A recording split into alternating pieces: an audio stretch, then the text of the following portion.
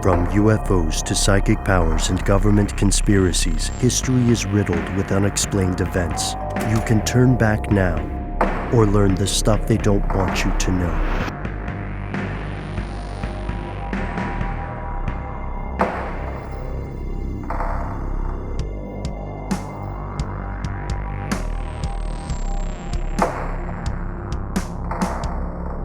And for this story, we are traveling way out west towards Utah. Actually, in Utah. We're just going to Utah, everyone. The Great Salt Flats? Are there salt flats involved? There are some, yes. And we are specifically going to be dealing with a crew, a very professional crew of people who, while they were supposed to be working, instead were counting sheep. You mean taking a nap is what you're saying? No. Oh. They were literally counting bighorn sheep. This is a crew from the Utah Division of Wildlife Resources, I guess. And they were in a helicopter from the Utah Department of Public Safety. They were flying over these, relatively uninhabited by humans areas, and they were looking at bighorn sheep populations. Or the population of bighorn sheep. And, everything was just happening pretty normally until I believe it was the pilot, one of the biologists who was there on board spotted something shiny out of the helicopter that was down on the ground in kind of like a valley area down there.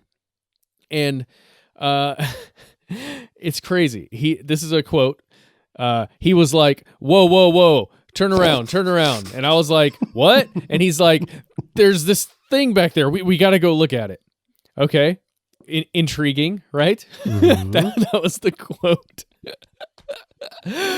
Okay, so they saw something shiny on the ground. They're in this helicopter. They circle back. They land. They all get out, all excited. Like, what was that thing down there? Maybe it was just a piece of metal sitting down there, middle of nowhere. Well, as they go checking it out, they found wedged into all of this red rock, like the surrounding sparse area, there was, I'm not kidding you guys, a monolith. Like, think straight out of 2001 Space Odyssey, the metal, whatever substance it was, black monolith that is just obsidian, protruding. perhaps. Yeah. It's protruding out from the sand, from the desert sand, and it's just there, and it's just existing.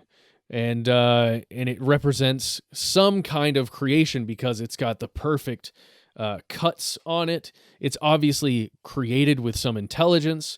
Who knows from whence it came or when or where it originated? This thing looks pretty similar. Not quite as intriguing as the one from 2001: A Space Odyssey, but it is a big metallic 10-foot, 12-foot perhaps, piece of metal that is certainly created by some intelligent being.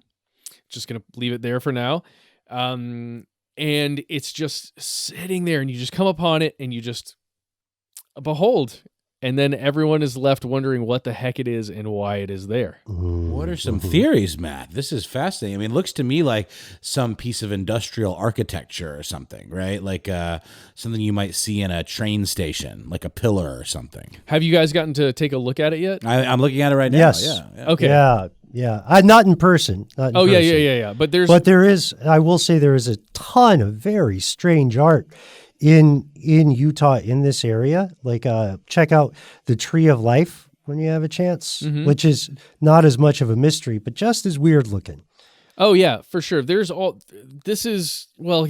want to completely poo-poo the mystery here because I don't have official, recognition from some artist that this is a piece of art or from, some crew that lost something in a flight above the area where a large hunk of metal just like shot into the ground and just stayed there and has been there for years and years and years. We have no official explanation for what this is yet, but an art piece of some kind is the, I would say, the most likely scenario. But I don't know. something about this, about seeing it in the same way that, in the same way that it affected these biologists and, helicopter pilot, it's affecting me and just making me think about intelligence and how it would show itself to an alien species, to another species. Like how would we display our intelligence to an extraterrestrial species? Like it's an interesting concept. Yeah. Or how would we even convey something to generations beyond ours of humans? You know what I mean? There's been some fantastic research, very thorough research, by the way, into how we would best warn future generations about a nuclear waste site. Do we make something out of stone? Because that's, as far as we could tell, that's like the main kind of structure that lasts. I mean, we've also, to your point, Matt, spent a great deal of time figuring out what to include on space satellites, right? Simple visual representations of mathematical concepts are super popular because math, as far as we know, seems to apply kind of sort of the same way wherever you go until you get to the quantum level. Let's not forget the Georgia Guidestones. I mean, that was a stone monoliths inscribed with instructions for rebuilding civilization, supposedly, or that's one interpretation of it. It's interesting in this Guardian article at the bottom, it mentions that this monolith was very similar in appearance to the work of this particular sculptor named John McCracken. And then it gives, he's passed away. In fact, he passed away in, I believe, 2016. But it gives a link to a gallery that his work is on display in, called the David Zwirner Gallery. And it has some images of his stuff, and it's eerily that thing. I don't know. What do you think, Matt? That's I haven't actually seen that, but yeah, that sounds like the absolute most plausible thing. I don't want anybody to get their hopes up. This thing is not. It looks as though there are places where bolts have gone in on one of the sides where it's actually been enclosed and connected. So, it doesn't look like it's even that high tech.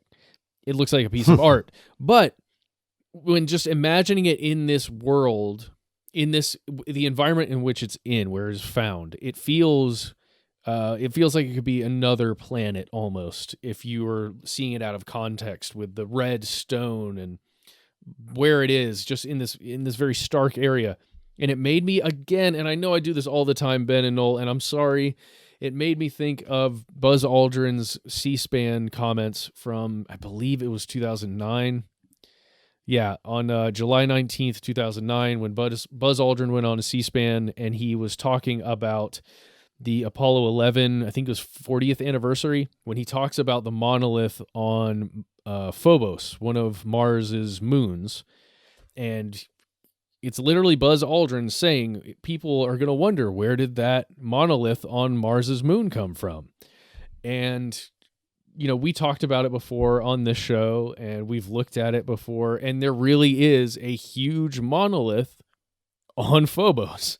This weirdly shaped, almost potato-like moon that goes around, I think it goes around Mars every 7 hours or so. It's basically a really fast, small object that goes around Mars. But just, and again, it doesn't, to me, it doesn't even matter that the best science says the reason why that monolith is there is because it's some kind of ejecta from when what are now two moons, collided at one point and created two moons, and this thing is just left behind from there. But that to me is selling short the mystery and the excitement that you could get from thinking about what this could be. Agreed.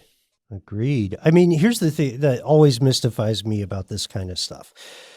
Our impetus as a species is to finally find something. It's odd that on a microcosmic level, so many people say they hate spoilers. On a macro level, our species loves spoilers. We want more. We want the curtain pulled back. We want to see the machinery of the cosmos. And we're getting better and better at it, considering we started from the bottom Now we're here. Oh my God, Drake. Wow. Anyway, but what I like about your point with the mystery here, Matt, is that it is inherently erroneous, and I would say dangerously presumptuous, for us to assume that we know everything already. I know it feels maybe self-satisfactory to be able to poo-poo things and say, no, that's all mundane stuff. We understand it. But my friends, the universe is a very, very, very, very big, very dark room. And our knowledge is just like a sputtering candle on a birthday cake. You know what I mean? And it flickers. Yeah, right? It's one of those annoying ones that you blow out and then it lights back up again, and then you blow it out and it lights back up again. I hate those. But I think that's inspiring. It's way better than being completely in the dark, though. Let's just remember that. Yeah, because we still don't know what swims out there in the ink. You know what I mean? I know I'm talking like I'm writing a sci-fi story now, but it's true. And you know, my question with this would be, first off, the boring questions, but important. If we cannot identify the creator of this, human or otherwise, we can certainly run some tests to see how old it is. We could do some research to see who was in the area during that time. You know, I'm 99% sure that someone will come forward. It'll be some outsider art. It'll be a discovery that was made by a human, intended for the enjoyment and the fascination of other human beings. But there's that 1%. There's a 1% that's always like, oh, hold on, maybe.